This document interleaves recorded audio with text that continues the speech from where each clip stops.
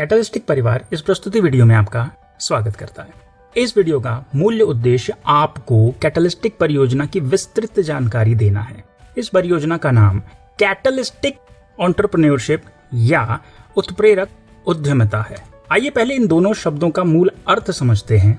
पहला शब्द है कैटलिस्टिक, जो कि मूलतः कैटलिस्ट शब्द से बना है तथा यह रसायन शास्त्र में ज्यादातर इस्तेमाल किया जाता है। इसका अर्थ होता है परिस्थितियों को बदलने वाला या रासायनिक प्रक्रिया को तीव्र अथवा तेज करने वाला पदार्थ। दूसरा शब्द है एंटरप्रेन्योरशिप या उद्यमिता, मतलब एक उद्यमी या एंटरप्रेन्योर होने की अवस्था, या यह भी कहा जा सकता है कि एक उद्यमी या व्यापारी होने के साथ जुड़ी हुई गतिविधियां। साधारण शब्दों में समझने के लिए आप कह सकते हैं एक व्यापारी के रूप में अपने व्यापार से जुड़ी कोई भी गतिविधि करना या काम करना उसे उद्यमिता कहा जाता है। तो कैटलिस्टिक एंटरप्रेन्योरशिप या उत्प्रेरक उद्यमिता का साफ अर्थ हुआ व्यापारिक प्रक्रियाओं को तेजी से करना, सटीकता से करना या करवाना, ताकि बहुत सी आर्थिक गतिविधियों के चलते सुदृढ़ अर्थव्यवस्था का निर्माण हो सके, रोजगार के नए अवसर खुल सके, बेरोजगारी पर नियंत्रण किया जा सके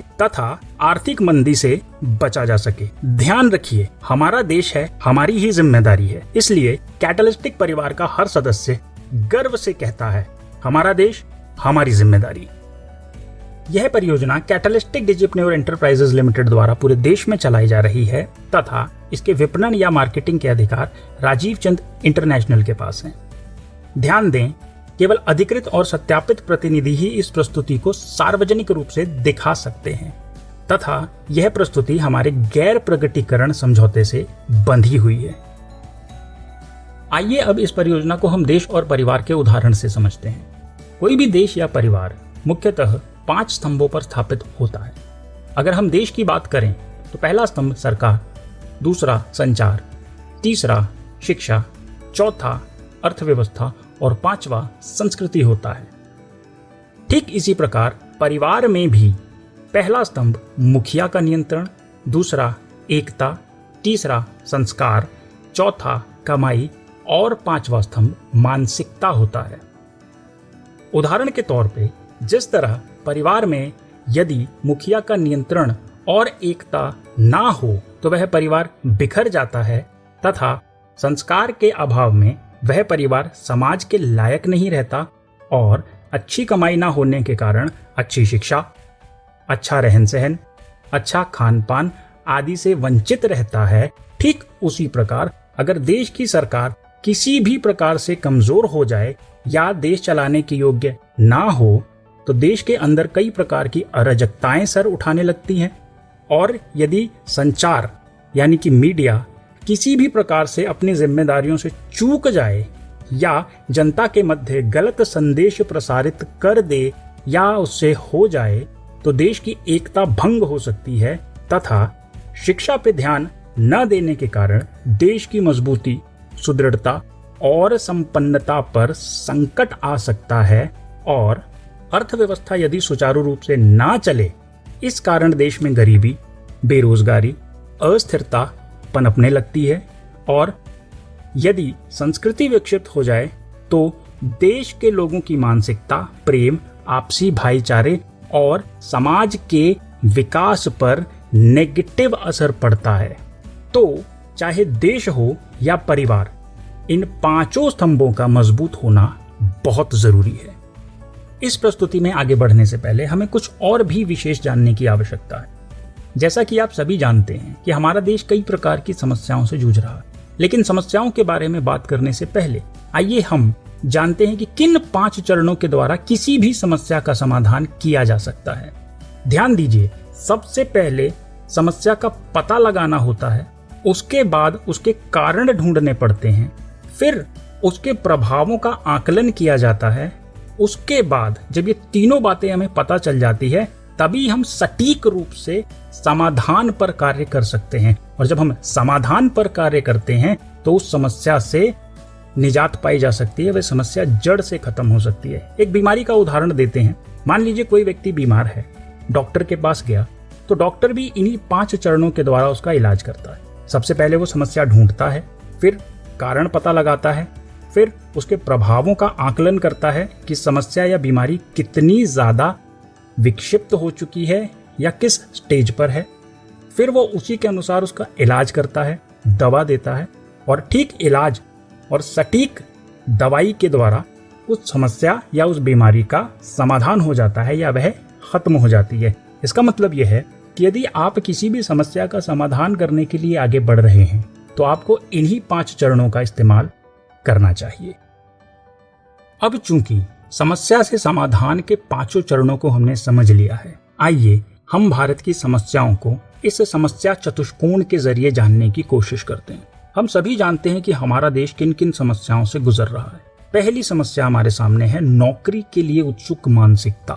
हर व्यक्ति को केवल नौकरी ही करनी है, चाहे वो सरकारी हो, प्राइवेट हो या कोई और ऐसा कार्य जिसमें जोखिम ना उठाना पड़े। ऐसा इसलिए क्योंकि बचपन से ही हमें तैयार किया जाता है नौकरियां पाने के लिए। हमें हर कोई प्रेरित करता है, पढ़िए और नौकरी की तलाश कीजिए। दूसरी समस्या है बड़े पैमाने पर बेरोजगारी। जिस प्रकार से भारत की जनसंख्या बढ़ रही है उस प्रकार से नौकरियों का सृजन नहीं हो पा रहा। इसके अलावा बहुत सारे टेक्निकल कारण हैं जिनके कारण वह हमारे देश में बेरोजगारी विद्यमान है। तीसरी समस्या है नौकरी देने वालों की कमी। जैसा कि हमने पहले ही चरण में देखा, लोग सिर्फ नौकरियां करना चाहते हैं और जो लोग रोजगार लगा सकते हैं या व्यापार कर सकते हैं वह जोखिम के डर से या पैसों की कमी के कारण या परिवार का सहयोग न मिलने की वजह से पीछे हट जाते हैं और वे भी नौकरी देने की बजाय नौकरी की ही तलाश में लगे रहते हैं, जिसके कारण बेरोजगारी कम होने के बजाय प्रचंड रूप लेती जा रही है। चौथी समस्या है हमारे पास आर्थिक मंदी। जब हम अपनी जरूरतों में समझौता करने लगते हैं तो हम आर्थिक मंदी की तरफ बढ़ने लगते हैं। उदाहरण से समझाता हूँ। एक मध्य वर्गीय परिवार की 3 मुख्य प्राथमिकताएं होती हैं। पहला बच्चों की शिक्षा, दूसरा खान पान और घर का किराया यदि किराए पर हैं, और तीसरा उनकी कोई EMI है आदि। दूसरे हिस्से में अगर हम ध्यान दें तो खान पान, रहन सहन इत्यादि आता है। ज्यादातर परिवार दूसरे दर्जे की प्राथमिकताओं में समझौता करने लगते हैं। वो स्कूल के फीस टाइम से देंगे, किराया टाइम से देंगे, लोन की EMI टाइम से देंगे, लेकिन खान पान पे, अपने रहन सहन पे कमी करना शुरू कर देते हैं। दूध आता होगा उनके परिवार में, खर्चे अगर बढ़ जाते हैं तो वहां पर उसको कम कर देंगे और कई चीजों में कमी कर देंगे। बहुत सारी ऐसी चीजें हैं जो मध्य वर्गीय परिवार समझौता करके छोड़ देता है। इसे ही हम आर्थिक मंदी की तरफ बढ़ना कहते हैं। एक और उदाहरण देता हूं आपको। मान लीजिए एक दिहाड़ी मजदूर है, आज उसे दिहाड़ी मिली, वो बहुत बढ़िया से अपना खाएगा, पिएगा, आराम से सोएगा। अगले दिन उसको अगर दिहाड़ी नहीं मिलती तो यही मजदूर जो आज अच्छे से खा पी के सोया है, हो सकता है कल उपवास भी करे। इसका मतलब कि जब हम धीरे धीरे अपनी मूलभूत जरूरतों में समझौता करने पर मजबूर हो जाएं तो हम आर्थिक मंदी की ओर बढ़ रहे हैं। ये 4 समस्याएं भारत में विद्यमान हैं। और आगे बढ़ने से पहले विश्व बैंक की एक रिपोर्ट पर भी नजर डाल देते हैं। यह रिपोर्ट 2 मई 2018 तक के आंकड़ों की जानकारी देती है, जिसके अनुसार भारत में 13 लाख युवाओं को हर महीने नौकरियों की आवश्यकता है तथा हर साल 80 लाख नौकरियां या तो हमें देनी चाहिए या उनका सृजन करना चाहिए। इसका मतलब ये हो गया कि हमारे सामने एक ऐसा आंकड़ा आ जाता है जो हमें समस्या की गंभीरता की तरफ विचार करने के लिए प्रेरित करता है। आइए लगे हाथों बेरोजगारी चक्र भी समझ लेते हैं।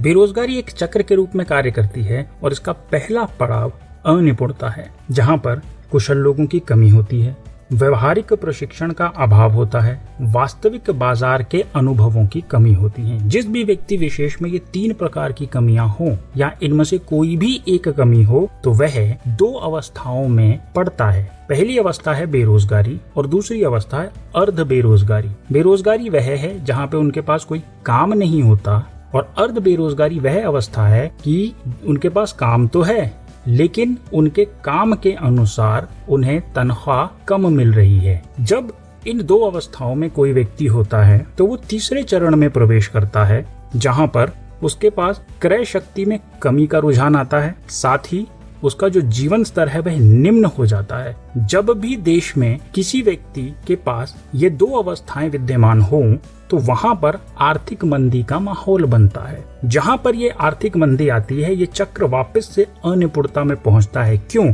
क्योंकि विशेष प्रशिक्षणों के लिए लोगों के पास पैसे नहीं होते, उसके चलते वो अपने बच्चों को कुशल नहीं बना पाते, व्यवहारिक प्रशिक्षण नहीं दिला पाते और वास्तविक बाजार के अनुभवों के लिए तैयारी नहीं करा पाते, और यह चक्र फिर घूम फिर के वहीं आ जाता है। इसलिए बेरोजगारी चक्र को समझना एक बहुत ही महत्वपूर्ण हिस्सा है इस परियोजना का। इसके अलावा भी कई तकनीकी कारक बेरोजगारी के लिए जिम्मेदार हैं, जिनकी जानकारी आपको प्रशिक्षण के दौरान दी जाएगी। अब तक हमने 4 प्रकार की समस्याओं को जाना, विश्व बैंक की रिपोर्ट को समझा और बेरोजगारी चक्र के प्रभावों को देखा। यह समस्याएं हैं, इन समस्याओं का समाधान भी होना चाहिए। उत्प्रेरक उद्यमिता परियोजना इन 4 समस्याओं का समाधान किस प्रकार करती है, आइए इसे समझते हैं। पहला चरण है हमारा जागरूकता। नौकरी की मानसिकता को हम जागरूकता से नियंत्रित कर रहे हैं। इसमें हम लोगों को रोजगार खोलने के लिए प्रोत्साहित करते हैं और उनको नौकरियों की पंक्ति में खड़ा होने के बजाय नौकरियां सृजित करने के विभिन्न अवसरों की विस्तृत जानकारी देते हैं। यह काम हम कई प्रकार से कर रहे हैं, जिसमें हमारे डिस्ट्रीब्यूटर्स शामिल हैं और हमारे सहयोगी शामिल हैं, जो कि घर घर पहुंचकर सेमिनार के माध्यम से, लोगों को एक एक करके मिलने के माध्यम से, हमारे फ्रेंचाइजीज के माध्यम से लोगों को जागरूक किया जा रहा है। दूसरे चरण में कौशल आता है। जब कोई व्यक्ति जागरूक हो जाता है तो वो ये समझ जाता है कि मुझे किसी न किसी प्रकार के कौशल को या हुनर को सीखना चाहिए। इस अवस्था से क्या होगा? बेरोजगारी और बेरोजगारी के चक्र की समस्या का समाधान हम लोगों को कौशल सिखाकर कर रहे हैं। इसके अंतर्गत हम लोगों को व्यापार स्थापित करने का प्रशिक्षण, व्यापार चलाने की समझ, व्यापार की बारीकियां, व्यापार को बढ़ाने की नीतियां, पारंपरिक तथा डिजिटल व्यापार में काम आने वाले कौशल सिखा रहे हैं। इसमें वित्तीय लेन देनों के बारे में जानकारी, कॉरपोरेट कैसे काम करते हैं, मार्केटिंग कैसे काम करते हैं, सेल्स कैसे काम करता है, इसके बारे में व्यवहारिक जानकारी भी दी जा रही है। तीसरे चरण में हम नौकरी देने वालों की कमी की समस्या को उनकी हर एक प्रकार की संभव सहायता करके समाधान करेंगे। दूसरे चरण में तैयार लोगों को बिजनेस स्टार्टअप परामर्श दिया जाता है। व्यवसाय योजना कैसे बनाई जाती है उसके बारे में बताया जाता है, जिसमें प्रोजेक्शन की विस्तृत जानकारी दी जाती है। कानूनी, तकनीकी और वैधानिक मार्गदर्शन दिया जाता है। वित्तीय व्यवस्था की जानकारी, जिसमें फंडिंग की व्यवस्था कैसे करनी है, लोन यदि आपको किसी इंस्टीट्यूशन से चाहिए तो उसके लिए तैयारी कैसे करनी है, उस प्रकार की सभी संभव सहायताएं अपने प्रशिक्षित छात्रों को और व्यवसायियों को हम प्रदान करते हैं। तथा चौथे चरण में हम आर्थिक मंदी की समस्या को पारिस्थितिकी तंत्र यानी कि इकोसिस्टम को विकसित करके उसका समाधान करेंगे। इसके अंदर हम नेटवर्क, ब्रांडिंग, घर घर मार्केटिंग की सहायता, प्रभावशाली लोगों के समर्थन द्वारा सहायता, पारंपरिक तथा सामाजिक मीडिया कवरेज के द्वारा, औद्योगिक मान्यताओं में पंजीकरण के द्वारा और एक्सपोर्ट में सहायता के द्वारा, तथा तीसरे चरण में तैयार व्यापारियों तथा उनके द्वारा दी जा रही सेवाओं और उत्पादों को लोगों तक पहुंचाने का मार्गदर्शन देके आर्थिक मंदी की समस्या से अर्थव्यवस्था को मुक्ति दिलाने पर काम किया जा रहा है। अब आपके जहन में एक बड़ा सवाल आए कि इन 4 चरणों को किस तरीके से जमीनी स्तर पर या ग्राउंड लेवल पर उतारा जाएगा या किस तरह यह संभव हो पाएगा। 4 चरणों की रणनीतियों पर चर्चा करने से पहले आइए हम अपने देश के बारे में कुछ विशेष जानते हैं। हमारे देश भारत में 28 राज्य हैं, 9 केंद्र शासित राज्य हैं, 497 शहर हैं, जिसमें 300 शहर ऐसे हैं जिनकी जनसंख्या 1 लाख से ऊपर है, 7 शहर ऐसे हैं जिसकी जनसंख्या 30 लाख से अधिक है और 190 शहर ऐसे हैं जहां जनसंख्या की मात्रा मिश्रित है, तथा 7,935 नगर हैं हमारे देश में, जिसमें वैधानिक नगर 4,041 हैं और जनगणना नगर 3894 तथा गांव 6,49,481 हैं। आपको अंदाजा लग गया होगा कि हमारा देश कितना बड़ा है।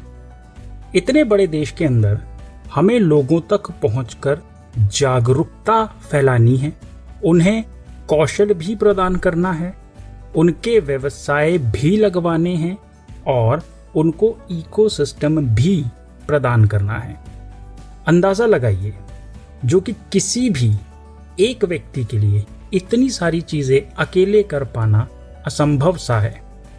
इसमें सभी लोगों का योगदान अपने अपने स्तर पर महत्वपूर्ण भी है और हम आपसे आग्रह भी करते हैं कि आप आगे आइए।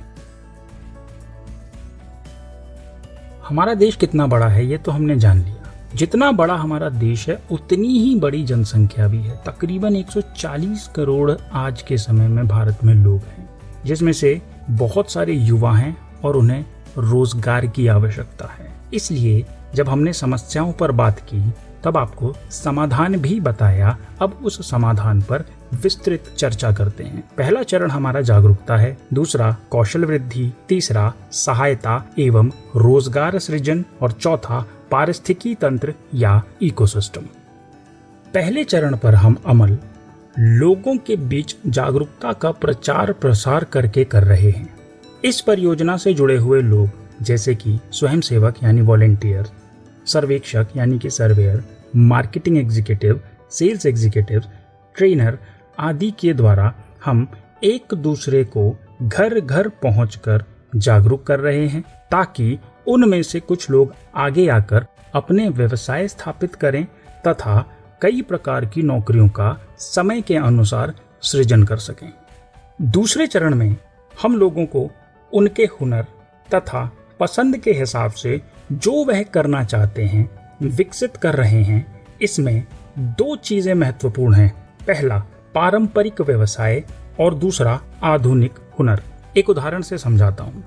मान लीजिए किसी गांव की एक विरासत है जिसे वहां के केवल बुजुर्ग ही जानते हैं और ज्यादातर युवा पीढ़ी इन सब से अनजान है।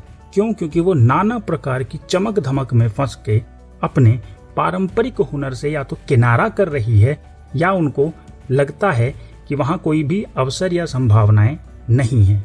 हम लोग पारंपरिक व्यवसाय को युवा पीढ़ी तक पहुंचा रहे हैं और साथ ही साथ उनको आधुनिक संसाधनों अथवा तकनीकों आदि के द्वारा विकसित किया जा रहा है ताकि वह समय के साथ आगे बढ़ सकें। इस चरण में हमें सर्वेक्षक यानी surveyor, marketing executive, trainer, sales executive और ऑडिटर आदि की आवश्यकता लगातार पड़ती रहेगी। इसीलिए इंडस्ट्री के मानकों के अनुसार हमारे पास surveyor, marketing executive, sales executive, trainer, auditor आदि के लिए अलग अलग सब्सिडी पर कोर्सेज भी मौजूद हैं और जो लोग इन कोर्सेज से प्रशिक्षण प्राप्त कर रहे हैं उन्हें इसी परियोजना में काम करने का अवसर भी दिया जा रहा है ताकि शुरुआती दौर में इन सारी जिम्मेदारियों को उठाते हुए वह व्यवहारिक और व्यवसायिक यात्रा को शुरू कर सकें और रोजगार भी प्राप्त कर सकें। इसके साथ ही हम हर जिले में फ्रेंचाइजियां भी वितरित कर रहे हैं जिससे एक मजबूत इकोसिस्टम बनाने के लिए लोगों को कौशल सिखाया जा सके, जिसके माध्यम से एक गतिशील अर्थव्यवस्था का विकास होगा। तीसरे चरण में हम लोगों को अपने स्टार्टअप स्थापित करने के लिए, मौजूदा व्यवसाय में वृद्धि और लाभ की रणनीतियों को लिखने के लिए तथा स्टार्टअप अथवा अपने व्यवसाय में कुशल लोगों की भर्ती करने में सहायता कर रहे हैं। एक सफल व्यवसाय ही एक मजबूत अर्थव्यवस्था की ढाल है और एक मजबूत अर्थव्यवस्था ही एक मजबूत देश की नींव है। 3 चरणों की सफलता के बाद लोग और व्यवसाय परस्पर एक दूसरे से जुड़ जाएंगे, जैसे कि B2B, B2C। लोग आर्थिक रूप से साक्षर होंगे तथा आर्थिक रूप से स्वतंत्र भी हो सकेंगे। प्रशिक्षित और साथ ही गुणी लोग इकोसिस्टम के विकास में योगदान करेंगे और भारत के बाजार को वैश्विक अर्थव्यवस्था से प्रतिस्पर्धा करने के लिए तैयार भी करेंगे।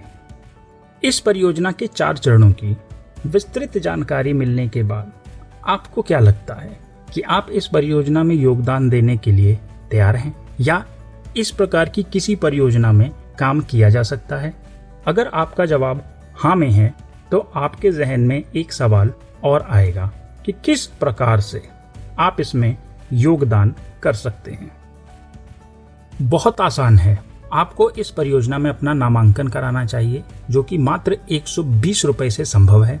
नामांकन कराते ही आपको कई प्रकार की सुविधाएं मिलेंगी, जिसमें सबसे पहले आपको रियायती सदस्यता का सब्सक्रिप्शन दिया जाएगा, जिसके तहत आप इस परियोजना के अंतर्गत कई प्रकार की छूट प्राप्त कर सकते हैं। दूसरा, आपको 60 दिनों का विशेष प्रशिक्षण दिया जाएगा, जो कि वीडियोस के माध्यम से होगा। तीसरा, हमारे प्रमुख उत्पादों पर, जो कि तीसरे चरण की योजना को पूरा होने के बाद बनेंगे, उस पर आजीवन खरीद के लिए विशेष छूट मिलेगी, जो कि हर खरीद पर 1 रुपये 20 पैसे से 12,000 तक होगी। चौथा, आपको 3 मुफ्त व्यापार सेमिनार दिए जाएंगे।